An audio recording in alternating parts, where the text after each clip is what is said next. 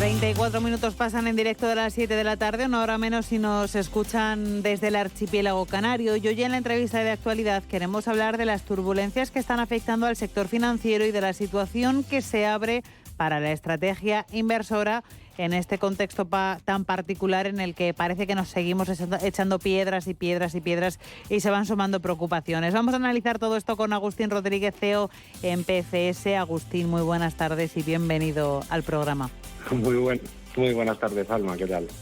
Parece que se suman las preocupaciones, que se suman los problemas. Ahora no voy a hablar de crisis bancaria, hablo de turbulencias, de tormenta. Cierto es que no hemos parado de escuchar que la situación entre los bancos en Estados Unidos y en la Unión Europea no es comparable y los beneficiados dicen que por mayor estabilidad somos nosotros. Parece que los bancos del viejo continente tienen más garantías. ¿Por qué? Pues sí, la verdad que en principio yo creo que algunas de las cosas que han impactado en el caso de Silicon Valley son perfectamente reproducibles en Europa desde el punto de vista de problemas de tantos años seguidos con tipos muy bajos, teniendo que hacer balances de mucho tamaño para acabar generando beneficios pues no muy altos en los últimos años, ¿no? Lo que tampoco ha permitido que los bancos tuvieran esa facilidad de beneficios y, por supuesto, de acumulación de capital con esos beneficios, pero a diferencia de los bancos estadounidenses o del tipo de banco estadounidense que es el Silicon Valley, que son los medianos con un nivel de supervisión inferior y con un nivel de control sobre el capital inferior de lo que pasa en la zona euro, bajo el Banco Central Europeo, pues los bancos europeos tienen un nivel de capital y un nivel de protección superior a lo que hemos visto allí, que no quiere decir infalible, solo quiere decir pues mejor, ¿no? En cualquier caso, Agustín, parece que vamos a ver que se puede ver impacto sobre la macroeconomía, no solo en Estados Unidos, sino también aquí, porque al final los bancos todo apunta a que en un contexto de subida de tipos y de endurecimiento de condiciones a la hora de prestar su dinero, ese endurecimiento se va a endurecer aún más, pues como consecuencia de la incertidumbre, ¿no? Claro, y como decías de la subida de tipos, al final yo creo que algo que sí que es importante decir siempre que se habla de este análisis, nosotros trabajamos en el sector financiero y para el sector financiero y vamos, prácticamente para todas las entidades financieras en España y conocemos bien el entorno europeo. Lo que sí hay que decir está claro que hay una apuesta firme por las autoridades desde el punto de vista de la protección de los depósitos, con lo cual yo creo que eso es súper importante y eso sí que es bueno aclararlo. En Estados Unidos, de hecho, ha pasado, cosa que en la anterior crisis no pasó, dejaron caer, ¿no? Y ahora aquí pues yo creo que esa tranquilidad es importante transmitirla, tanto para pymes, empresas, inversores y particulares.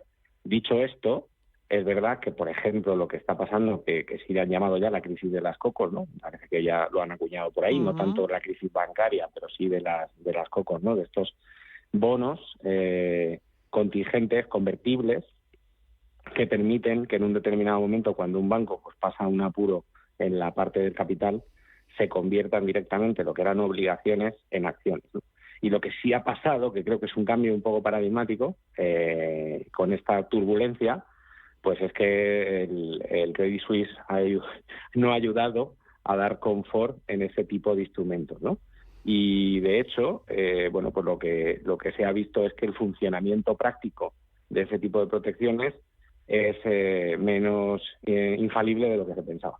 Entonces, bueno, eso acaba generando un entorno de incertidumbre extra y un punto que puede acabar en una cierta desconfianza, incluso entre las mismas entidades de diferentes países o entidades que hoy se prestan y que podría hacer un poquito más difícil el acceso a crédito, ¿no? Esa sería un poco la consecuencia, visto desde un punto de vista de empresas, pymes, inversores, de toda esta turbulencia que estamos viviendo. Agustín, hablando precisamente de los cocos y de esa crisis vivida en Credit Suisse, hay analistas que hablan de que esta situación mejora la rentabilidad de este tipo de instrumentos y se plantea como una alternativa incluso a la renta variable. ¿Qué opinas de esto? Bueno, mi opinión es que cuando algo tiene una rentabilidad del 4%, tiene un riesgo asociado a la rentabilidad del 4%, y cuando algo tiene una rentabilidad del 12%, tiene un riesgo asociado a la rentabilidad del 12%, porque aquí nadie paga más por algo que es muy seguro. Dicho esto, es un tipo de inversión es un tipo de inversión perfectamente viable, legítima, que tiene todo el sentido, pero todo el mundo debe saber que se están pagando los precios que se están pagando, porque ese tipo de bonos se pueden convertir en acciones de un banco, y el día que se convierten en acciones de ese banco es el día en el que el banco tiene un problema de capital. Y lo que ha pasado en Credit Suisse es que la transformación de bonos a acciones se ha convertido, imagínate, un banco que pasaba de tener una capitalización de muchas decenas de miles de millones de euros, que acaba quedándose en 8.000 millones y que ha sido vendido por 3.000. Si los bonos valen 25.000 y automáticamente se hace, que no lo ha hecho así la autoridad suiza, pero si los bonos valen 25.000 y el capital en el momento que se ha decidido la venta es de 3.000, con esa ampliación de capital, ¿cuánto valor tienen las acciones y, por tanto, los bonos convertidos? Entonces, bueno, es un instrumento que yo creo que puede estar muy bien en una composición de una cartera, en la zona de riesgo, pues casi a nivel de variable, y que se puede asumir, igual que cuando asumimos pues otro tipo de posiciones en compañías o en otro tipo de instrumentos, pero sabiendo qué consecuencias puede tener, a diferencia de la renta fija habitual o de la renta fija en bonos, por supuesto, de Estado, ¿no? Impacto en renta fija, impacto en renta variable, pero no solo. Impacto también para el mercado de divisas con importantes turbulencias. De momento, fortaleza para el euro, debilidad para el dólar. Sí, bueno, estaba mirando los datos hoy. Al final ha habido un repunte del dólar con el anuncio de subida de la FED, ¿no? De mantener esas subidas, pero sí es verdad que nos encontramos en un punto de dicotomía en el que ya hemos visto a la Reserva Federal decir, bueno, vamos a seguir, pero 0,25. Eso creo que es bastante significativo.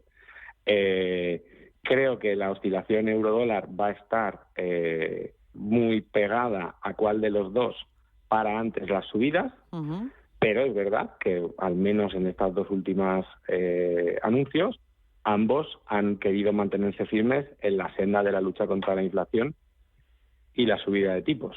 Como poco ahora ya no lo tienen 100% claro y van a ir viendo qué pasa, ¿no? Cada semana y casi cada día con la afectación a los bancos. O sea, aquí solo quería decir, Alma, que me parece bastante importante añadirlo.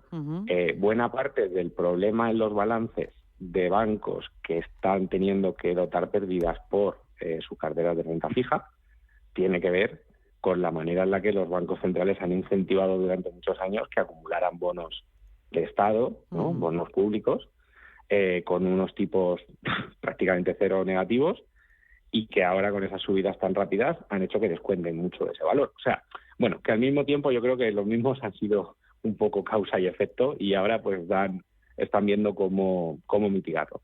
Claro. Pero dicho esto, yo creo que efectivamente es un gran momento para cubrir aquellas empresas, aquellos negocios que tengan exposición al intercambio de divisa porque tienen que comprar y luego vender, hacer stock durante un tiempo, etcétera. Es un buen momento de pensarse en las coberturas. Y no, porque va a haber volatilidad, va a haber momentos en los que en un sitio, si se da una noticia negativa, pues va a tener en ese momento una bajada, luego en el otro, y hombre, a un negocio le puede hacer mucho daño, ¿no? Y en medio de esta situación de volatilidad también es importante mirar al mercado de materias primas y mirar a ese activo refugio por excelencia, el oro.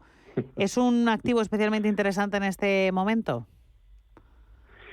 A ver, yo creo que empíricamente a lo largo de los años, ¿no? la relación entre el oro y el ser humano es incontestable, ¿no? O sea, siempre ha habido oro y siempre ha sido una manera de guardar valor, y se ha demostrado así en todo momento, incluso cuando hay turbulencias, incluso cuando hay crisis. Yo creo que ahora hay un doble efecto. Uno es el de valor de protección, y otro claramente es el que tiene que ver con que el oro no lo puedes devaluar, ¿no? O sea, el oro no tiene inflación. Tenemos unas monedas a las que tanto en el euro como en el dólar, de manera paralela durante todos estos años y sobre todo después del COVID, el aumento de masa monetaria, o sea, el número de billetitos, de papelitos que había para la misma producción ha aumentado mucho. Eso ahora nos está descontando valor de esa moneda y eso al oro no le pasa. Entonces, bueno, pues aquí es donde tenemos un poco el doble motivo por el que el oro parece que está empezando a repuntar de nuevo, y bueno, que tiene que ver con eso, con la incertidumbre por un lado, y y con el momento de inflación que vivimos.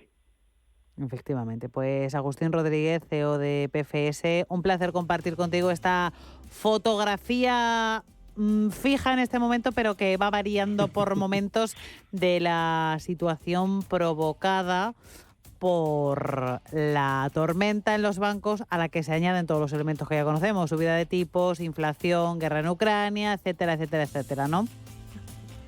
Efectivamente, pues lo que tenemos que estar es muy atentos porque, como tú muy bien has dicho, esto es bastante fluido y de hecho vamos mirándolo por semanas con cambios que no son pequeños. Así que sobre todo monitorizar y cubrir.